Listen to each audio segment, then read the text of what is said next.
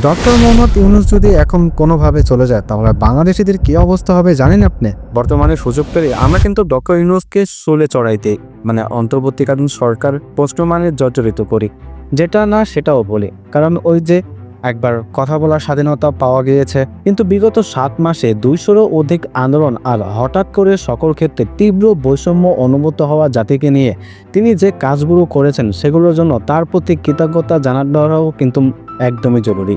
অন্য সব সরকার হলে এতদিনে যে কী অবস্থা হতো তা হয়তো বা বাংলাদেশের ইতিহাস সম্পর্কে কম বেশি জানলে আপনার একটু ধারণা থাকার কথা। কিন্তু এই অন্তর্বর্তীকালীন সরকার সর্বশেষ 6 মাসে দেশি বিদেশি ঋণ পরিশোধ করেছে প্রায় 62,000 কোটি টাকা। দেশের রেমিটেন্স প্রবাহ বেড়ে প্রায় 18.49 বিলিয়ন মার্কিন ডলারে পৌঁছেছে, যা গত বছরে এই সময়ের তুলনায় প্রায় $4 বিলিয়ন বেশি। আবার দেশের রিজার্ভ বেড়েছে প্রায় 2,140 কোটি ডলারে। আবার এই রমজান মাসে খাদ্যপণ্যের দাম বাড়ার আশঙ্কাকে আশ্চর্যজনকভাবে হ্যান্ডেল করেছে যেখানে প্রতি বছর আসলে রমজানে জিনিসপত্রের দাম বাড়ে, উল্টো এবারে রমজানে জিনিসপত্রের দাম কমেছে। হাসিনা এবং তার পরিবারের অ্যাকাউন্ট থেকে উদ্ধার করেছে প্রায় 635 কোটি টাকা। দেশের খাদ্যপণ্যের ভর্তুকি বেড়েছে প্রায় 12%। গত 22 মাসের তুলনায় সর্বনিম্ন মূল্যস্ফীতি হয়েছে এই ফেব্রুয়ারি মাসে। আবার তদন্তে 15 দিন এবং বিচার 90 দিনের মধ্যে করার সিদ্ধান্ত নেওয়া হয়েছে।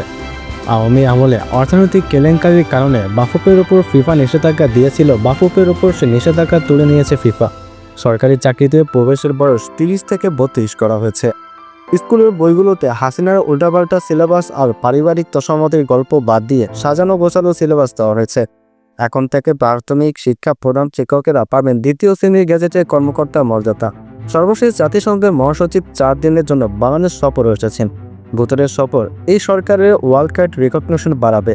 তাছাড়া জাতিসংঘের মহাসচিব বলেছেন আগামী বছর মায়ানমারে রোহিঙ্গাদের ফিরিয়ে নিয়ে সেখানে তাদের সাথে ইফতার করতে চান। একবার ভাবতে পারছেন এই বিষয়গুলো? এগুলো কিছু বলা কিন্তু অনেক সহজ।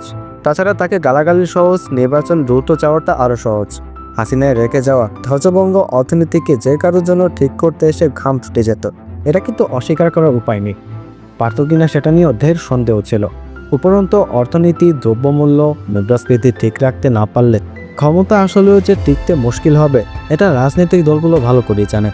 এই অনুষ্ঠানের হয়তো হিমশিম খাচ্ছে অনেক কিছু করতে, ধ্বজভঙ্গ একটা দেশ আর ব্যক্তি স্বার্থকেন্দ্রিক একটা জাতিকে ঠিক করতে।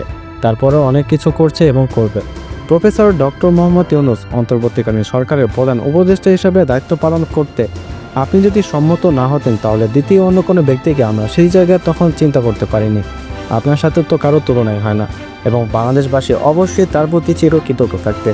আর এই কারণে মানুষজন বলছে কমপক্ষে অন্তর্বর্তীকালীন সরকারকে আরও 5 বছরের ক্ষমতা দেওয়া হোক, কারণ এই ধ্বজভঙ্গ জাতিকে ঠিক করতে একমাত্র তিনিই পারবেন।